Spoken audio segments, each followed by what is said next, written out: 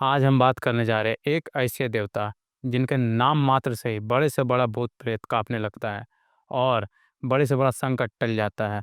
आज हम बात करेंगे श्री बजरंगबली के बारे में। आइए हम बात करते हैं हमारे गेस्ट के साथ, श्री बांके बिहारी जी के साथ।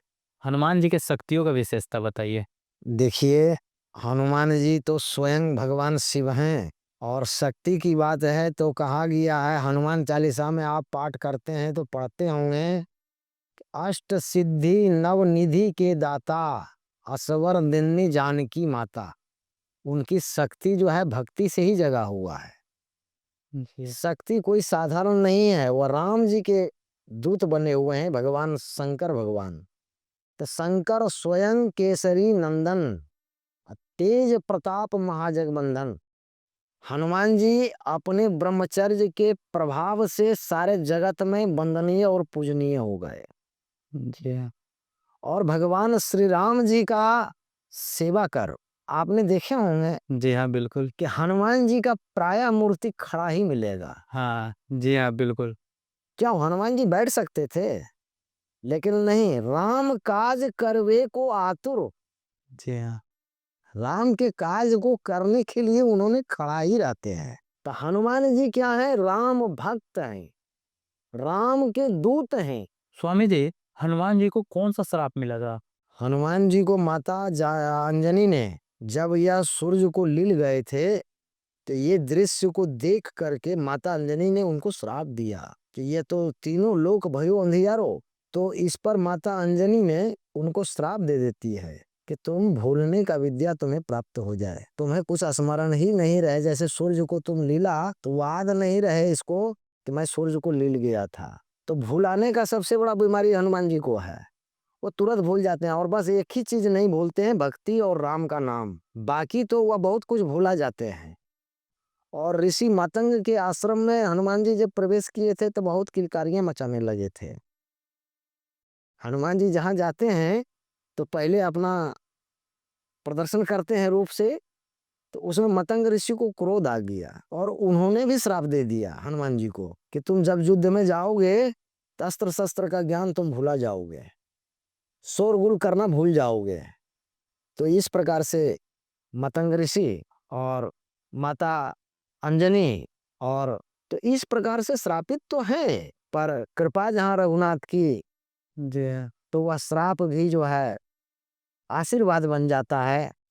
ये हनुमान जी की कृपा है। तो हनुमान जी को अपने शक्तियों का वर्णन या याद कैसे आया?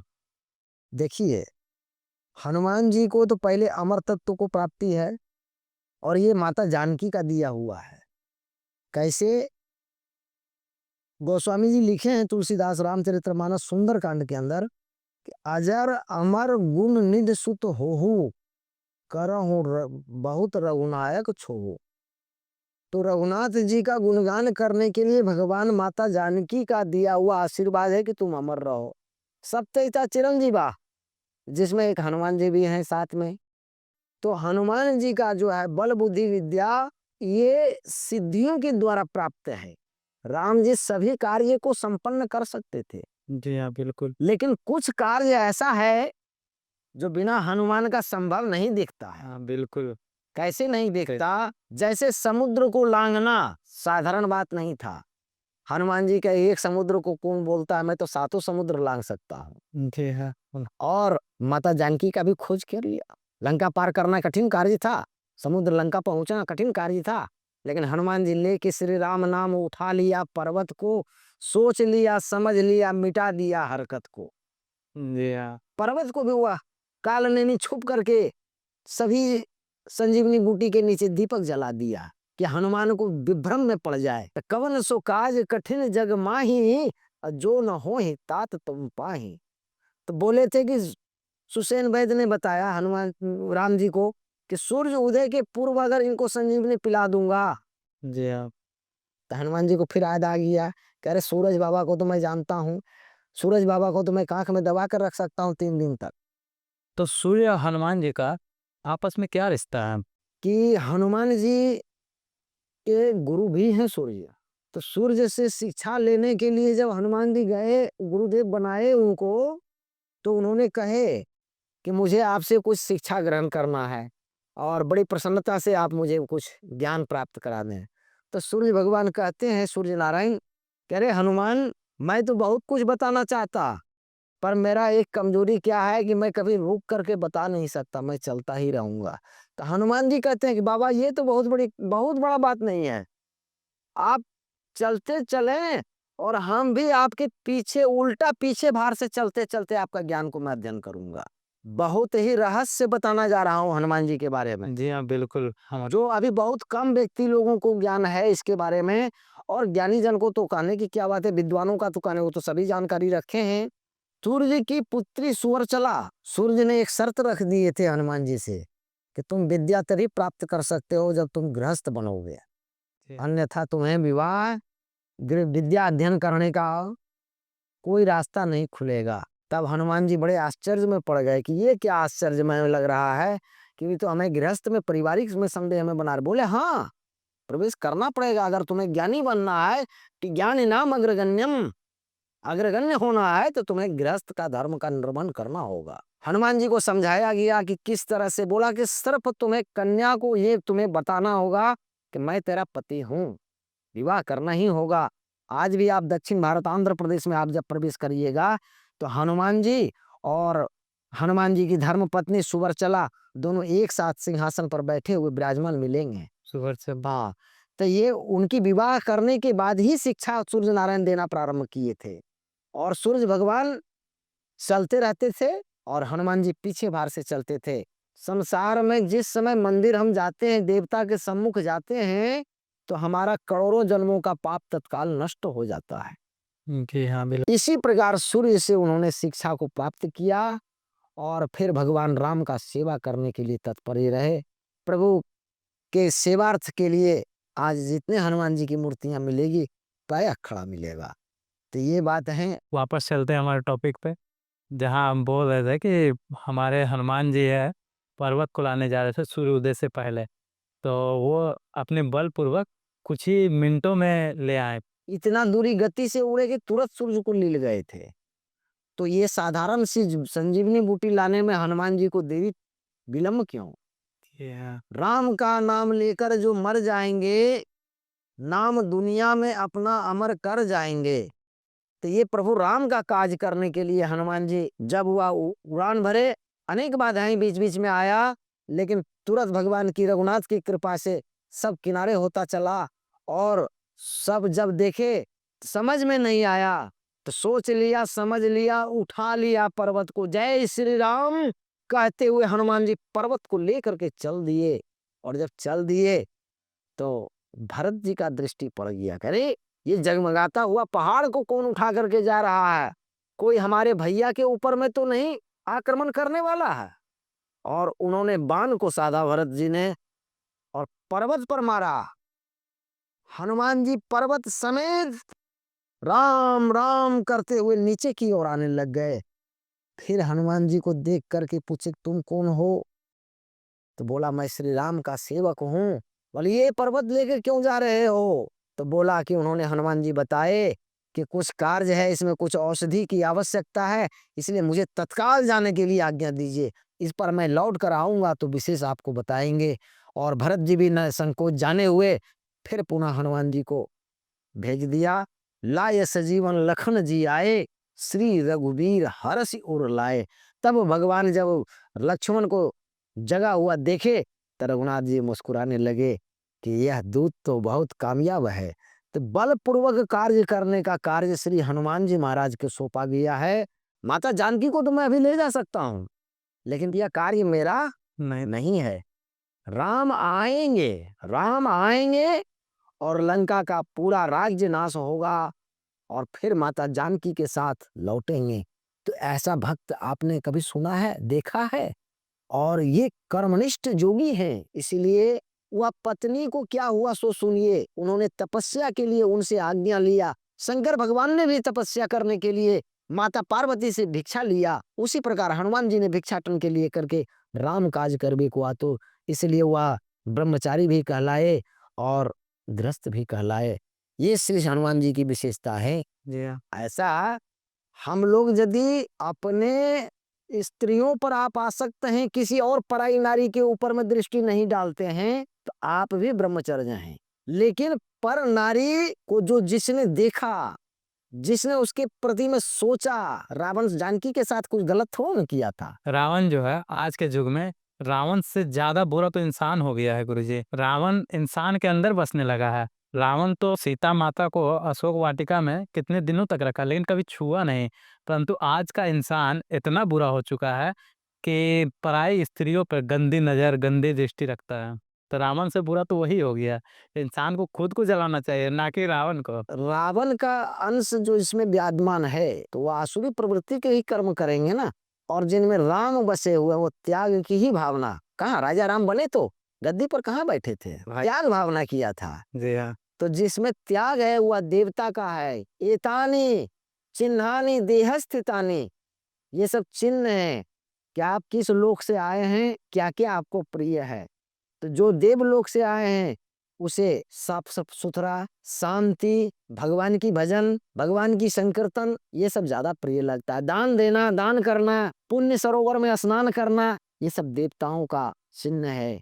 और राक्षस जो हैं, मद्य मांस जो करे व्यवहारा, ताके जन्म गिद्ध अवतारा, वो गिद्ध ही बनेगा, राक्षस ही बनेंगे। राक्षस कुल के वंश हैं तो राक्षस में ही जाएंगे ना, परंपरागत चला आ रहा। हमें मांस मदिरा क्यों नहीं खाना चाहिए? कुछ लोग खाते तो उनको उसको क्या प्रभाव मिलेगा? ये भी समुद्र से ही आया हुआ है, पूरा समुद्र से ही आया हुआ है। और पूरा जो है राक्षसी पान किए थे, ये खा करके मस्त हो गए कि सागर को मथेंगे, उससे जो अमृत निकलेगा हम लोग अमर तत्व प्रदान हो जाएंगे। भगवान नारायण ने मोहिनी रूप धारण करके देवताओं को अमृत पिला दिया। तो राक्षसी भोजन, मांस, किसी जीव को आप कत्ल कर देते हो तो क्या आप इसीलिए धरा पर आए हैं? अगर आप किसी पेड़ को लगा नहीं सकते, किसी पेड़ को काटिए मत। लेकिन मानवता कहता है एक पेड़ 100 पुत्र के समान होते हैं, तो इसलिए मनुष्य जीवन में कुछ पेड़ जरूर, कम से कम 5-10 पेड़ तो लगाना चाहिए। आम का, पीपल का, बरगद का, गूलर का, अशोक का। जिसने ये पंच पल्लव लगा दिया तो ये पंच भौतिक शरीर में फिर उसे आना नहीं है, ये ईश्वर का देन है। तो अभी मनुष्य में ईर्ष्या ज्यादा, जलन ज्यादा ऐसा उत्पन्नता है, तो ये उसी के अंदर व्याप्त होता है। जैसे आपने देखिए मोबाइल के माध्यम से भी आप देख सकते हैं, मोबाइल बहुत अच्छा चीज है या तो बहुत बुरा चीज भी है। क्या? बिल्कुल। जैसे अभी मैंने दर्शाया इनके 2 पहलू होते हैं, तो अच्छाई और बुराई। अब फर्क है आप प्रयोग कैसा कर रहे हैं। इस पर मैं भी कुछ कह देता हूँ। इंसान अपना दुख से कम दूसरा का खुशी से ज्यादा परेशान है। अपने तकलीफों से लोगों को कम तकलीफ है, दूसरे को सुखी देख करके लोग ज्यादा तकलीफ में आ जाते हैं। जी हाँ, बिल्कुल। तो कहा है कि जिसका रक्षक है भगवान, उसे कोई मार नहीं सकता। सारी दुनिया का माता जगत जननी माँ काली, माँ दुर्गा, माँ भगवती है। आप किसी बच्चे को उसके सामने बद्ध करेंगे तो मासा। तो उसे पीड़ना तो होगा। जी हाँ, मासा। और जो मांस को भक्षण करते तो करते ही हैं, मछली को भी खाते हैं तो खाते हैं। लोगों की भावनाएं हैं, लोग को सीधा नहीं करना है, बस अपने को सीधा चलना है। आप यदि संत बन गए, आप यदि भक्त बन गए, आपके साथ में जितने भी उठने बैठने वाले होंगे वो आपको भगवान का ही चर्चानुवाद करेगा। और मांस शब्द से अभी आप देखे होंगे एक नया कल्चर आ गया है, डिम्बा को भी खा जाते हैं लोग। डिम्ब क्या है? गर्भ है, गर्भ को खा जा रहे हैं लोग। मदिरा पान महापाप है, वैश्यागामी महापाप है, स्वर्ण चोरी महापाप है, और जुआ महापाप है। ये 5 वो महापाप बताया गया है। जो इससे बच गया तो समझ लीजिए उसका मन, मस्तिष्क, बल, बुद्धि, विद्या स्वस्थ है, मस्त है। जो इससे बच गया, ये दुराचार से जो बच गया, वह तभी आप बचेंगे जब किसी गुरुदेव का आशीर्वाद आपको लगेगा, तभी इस माया से आप बच सकते हैं। जहाँ नारी का सम्मान होता है, नारी की पूजा होती है, जहाँ नारियां खुल करके हंसती बोलती गाती है, वहां पर नारायण का निवास। अभी आपने देखते होंगे वृंदावन कभी दर्शन करने जाइएगा तो प्राय संत को गले में आपको कंठे की माला, कंठे की माला, तुलसी। ये क्या है? ये पालतू हैं भगवान के, और जो फालतू हैं वो भोगते रहते हैं। भगवान का प्यारे बन जाइए। कितना बड़ा हुआ दुर्भाग्य है कि इतने जन्म को सारा योनि झेल करके मनुष्य शरीर में आया, फिर भी परमात्मा का चिंतन नहीं कर रहा है। अब आप बताइए क्या यह सही कर रहा है? नहीं नहीं, बिल्कुल इस नहीं। पर जो है मनुष्य को अवश्य चाहिए। गुरु जी, एक सवाल और मेरा। अभी आपने कंठी की बात की, तो कुछ लोग ऐसा कहते हैं कि जो लोग कंठी का धारण करते हैं उनका अकाल मृत्यु खत्म हो जाता है, वो कभी भी अकाल मृत्यु को प्राप्त नहीं होते। इसमें कितनी सच्चाई है? ये सच्चाई है। कहता है कि तुलसी की जिसके कंठ में ग्रासित हो जाए, कहता है कि जन्म जब मरने लगे लोग तो कम से कम तुलसी दल दिया जाता है, गंगा जल दिया जाता है कि यह व्यक्ति जीवन में तो कभी तुलसी और गंगा किया नहीं, अंत में भी अगर यदि प्राण में चला जाए तो भी भगवान उसको सदगति कर देते हैं। जब भाद्रपद शुक्ल पक्ष की चतुर्थी तिथि को यदि चंद्रमा देख ले कोई भी व्यक्ति, तो उसको जीवन में दाग लगने लगना है, कलंक का टीका, चाहे वो जिस प्रकार का टीका लगे। इसलिए दूसरे की नारी कहते हैं कि जैसे चौथ की चंद्रमा को देखा नहीं जाता, उसी प्रकार दूसरे नारी को भी नहीं देखना चाहिए। मरने के बाद तो बहुत से ऋषि मुनि महात्मा जाते हैं, पर दूसरे की पत्नी को जो पूजनीय बना दे, वंदनीय बना करके और उसकी पूजन सेवन करे, तो वह जीवित होते हुए भी वैकुंठ को वासी प्राप्त कर लेता है। कैसे? अब देखिए, जो शालिग्राम की पूजा करेंगे उन्हें तुलसी पत्र अवश्य भगवान को चढ़ाने के लिए चाहिए।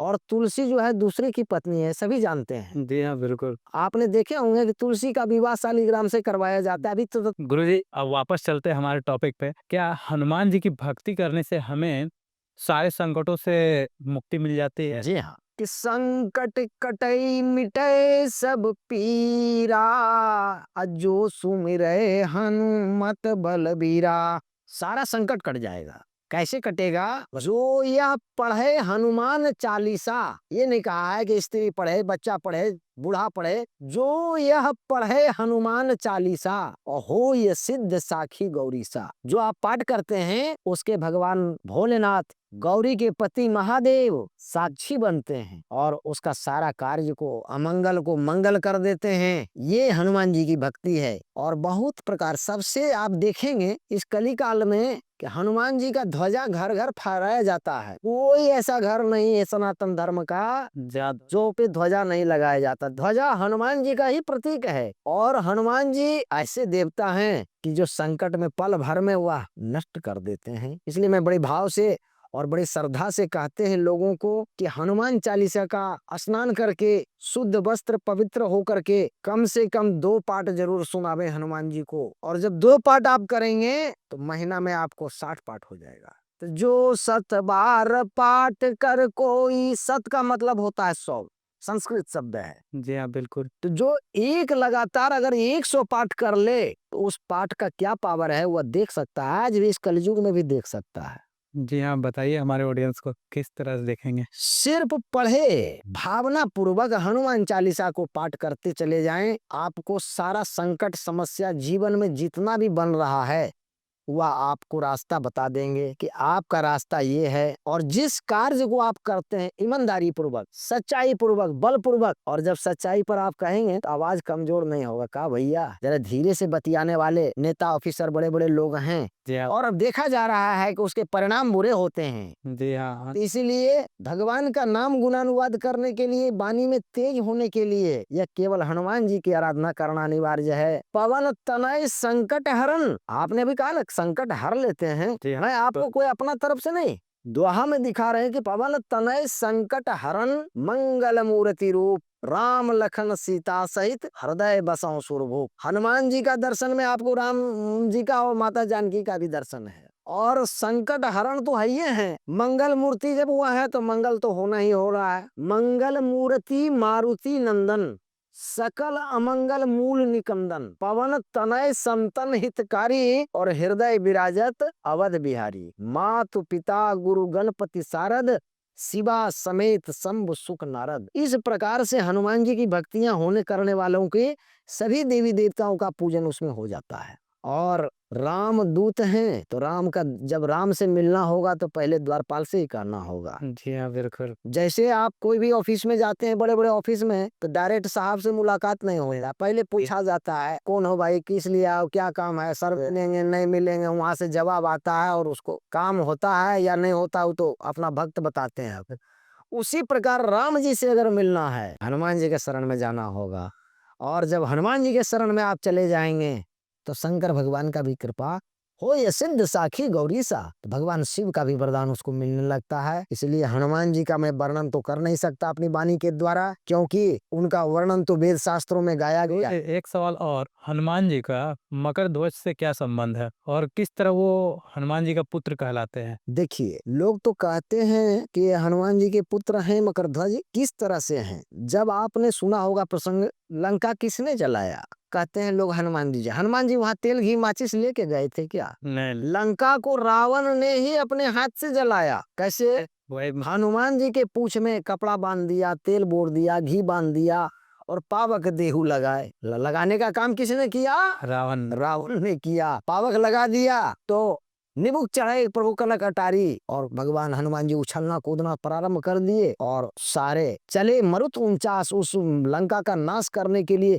49 प्रकार के वायु चले थे जो मरुदगण कहलाए, वो सभी उपस्थित हो गए। तभी ना तो सोना जलता नहीं है साहब। जी हाँ, बिल्कुल भाई, हम भी सोच रहे थे कि सोना जलता नहीं है, लेकिन वहां जल गया क्योंकि वहां पर सारे हवा चले मरुत 49। अट्टहास गर्जा कपि बाढ़ी लाग आकाश। हनुमान जी गर्जना किया जी हाँ। और उस गर्जना से 49 मरुदगण 49 प्रकार के हवा वहां चलने लगी, जिससे लाह समान लंक झर गई। लाह के समान भांति न सोना जलने लग गया। अब जब जलने लग गया तो हनुमान जी के शरीर में गर्मी हो गया। नहीं, आग को जलना तो कैसा गर्मी होगा। तो हनुमान जी जब जला लिए तो समुद्र में कूद गए थे। पूछ बुझाए हनुमान जी समुद्र में कूद पड़े और जब कूद जाते हैं तो उनके शरीर से जो पसीना निकला था उसे मछलियां खा गई थी और उस पसीना के प्रभाव से मकर ध्वज जो है उत्पन्न ले लिया, ना कि हनुमान जी का वहां पर ब्रह्मचर्य खंडित हुआ है।